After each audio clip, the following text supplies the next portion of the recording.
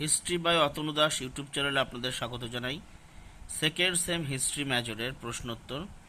Homo habilis কি? এটা মান 5। হোমো গোষ্ঠীর অন্তর্ভুক্ত বিভিন্ন মানব প্রজাতির মধ্যে একটি হলো হোমো হাবিলিস। প্রায় ২৬ লক্ষ বছর আগে এই হোমো হাবিলিসের আবির্ভাব ঘটে। এদের মস্তিষ্কের আয়তন আধুনিক মানুষের তুলনায় প্রায় অর্ধেক ছিল। গলার ষড়যন্ত্রকে ব্যবহার করে এরা শব্দ করতে পারত। পাথরের হাতিয়ার নির্মাণ কৌশল এরাই প্রথম রপ্ত করেছিল। হোমো হাবিলিস কথার অর্থ দক্ষ মানুষ। নিম্ন প্রাচীন প্রস্তর যুগের সংস্কৃতির স্রষ্টা ছিল এই প্রজাতি।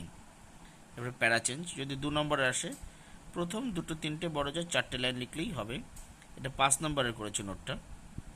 এরপরে প্যারাচেঞ্জ হচ্ছে হোমো হাবিলিস কি এটা, বা হোমো হাবিলিস সম্পর্কে লেখো।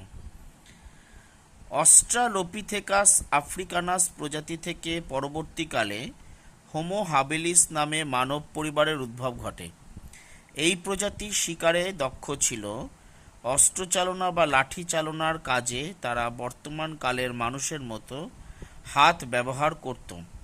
প্রায় 10 লক্ষ বছর আগে পর্যন্ত এদের অস্তিত্ব ছিল। এদের সঙ্গে আধুনিক মানুষের বহু সাদৃশ্য লক্ষ্য করা যায়। সর্বপ্রথম 1960 খ্রিস্টাব্দে এলএসবি লিকি, তার স্ত্রী মেরি লিকি এবং তাদের পুত্র জোনাথান হোমো হাবিলিস এর জীবাশ্ম আবিষ্কার করেন। হোমো হাবিলিসদের মাথার খুলির আয়তন ছিল 660 সিসি। এদের দাঁতের গঠন, পায়ের তলার অস্থি প্রভৃতি বিষয়ে আধুনিক মানুষের সঙ্গে যথেষ্ট মিল খুঁজে পাওয়া যায়। এটা হবে লাস্ট লাইনটা হবে, এদের দাঁতের গঠন, পায়ের তলার অস্থি প্রভৃতি বিষয়ে আধুনিক মানুষের সঙ্গে যথেষ্ট মিল খুঁজে পাওয়া যায়। আধুনিক মানুষ কথাটা হবে।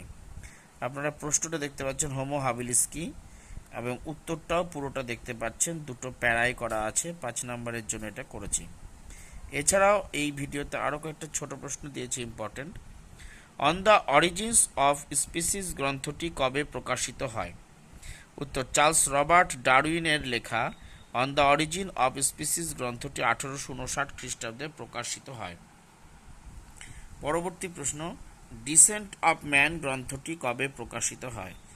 চার্লস রবার্ট ডারউইনের লেখা ডিসেন্ট অফ ম্যান গ্রন্থটি 1871 খ্রিস্টাব্দে প্রকাশিত হয়। পরবর্তী প্রশ্ন, evidence on man's place in nature গ্রন্থটি কবে প্রকাশিত হয়? উত্তর, টমাস হেনরি হাক্সলে রচিত evidence on man's place in nature গ্রন্থটি 1863 খ্রিস্টাব্দে প্রকাশিত হয়। পরের প্রশ্ন, হোমো স্যাপিয়েন্স মানব প্রজাতির আবির্ভাব কখন হয়? উত্তর, হোমো স্যাপিয়েন্স মানব প্রজাতির আবির্ভাব হয়েছে প্রাচীন প্রস্তর যুগের শেষ দিকে।